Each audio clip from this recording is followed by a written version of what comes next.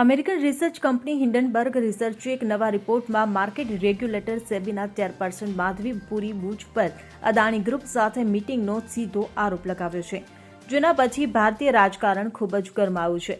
ત્યારે હવે લોકસભામાં વિપક્ષના નેતા રાહુલ ગાંધીએ આ મામલે આકરા પ્રહારો કર્યા છે। રાહુલ ગાંધીએ સોશિયલ મીડિયા પ્લેટફોર્મ એક્સ પર એક વિડીયો સંદેશ જાહેર કર્યો છે અને આ મામલે 3 મોટા સવાલો પૂછ્યા।